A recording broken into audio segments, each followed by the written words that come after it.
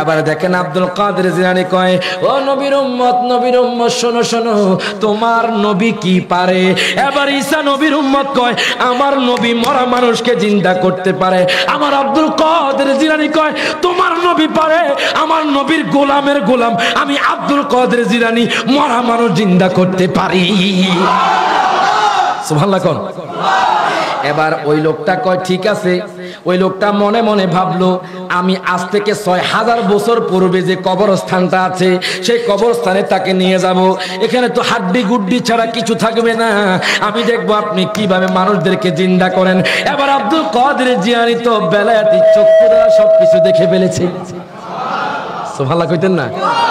এবার ইয়াহুদি তিনি ভাবলেন, এই কথা যখন ভাবলেন, এবার ইয়াহুদি কয়, হুজুর চলেন ফিলিস্তিনে নিয়ে গেল। কোন জায়গায়?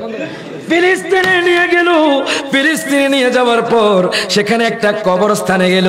ওই কবরস্থানটা হলো আজ থেকে ৬০০০ বছর পূর্বের কবরস্থান। ওই কবরের সামনে যায় কই, আপনি এই কবর থেকে মানুষ জিন্দা করেন।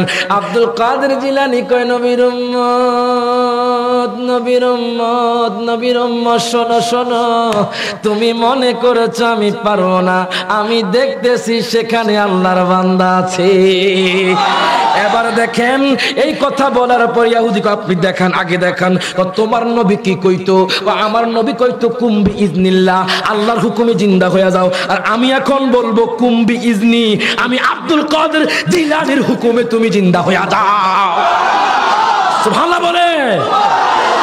এবার দেখেন ইহুদি কি করলেন, হ্যাঁ আল্লাহ আমার এই ক্ষমতা দিছে। কে দিছে? এখন কি কোন শিরক বলবেন? আল্লাহ ক্ষমতা দিছে, এটা কি শিরকের গন্ধ আসে? আল্লাহ ক্ষমতা দিছে, আপনি ডাক্তার হয়েছেন, কথা কোনা করে। আল্লাহ ক্ষমতা দিছে, আপনি ইমাম সাহেব হতে পেরেছেন। আল্লাহ দয়া করেছে, আপনি শিক্ষক হতে পেরেছেন। আপনার ভিতর শিক্ষকতার মর্যাদা আছে। আল্লাহর ওলির মধ্যে কেরামতের পাওয়ার দিয়েছে কে? দুই হাত বলেন কে দিয়েছে?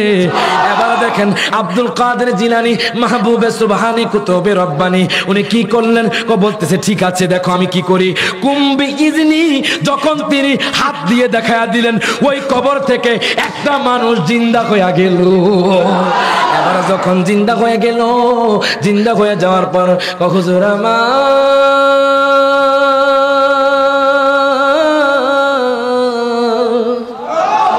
ও হুজুর গো হুজুর, আপনি শোনেন, ঠিক আছে আমি মানলাম। এবার দেখেন, দেখতেছে যে লোকটাকে জিন্দা করেছে ওই লোকটার কোমর থেকে পা পর্যন্ত আগুন জ্বলতেছে। কোমর থেকে পা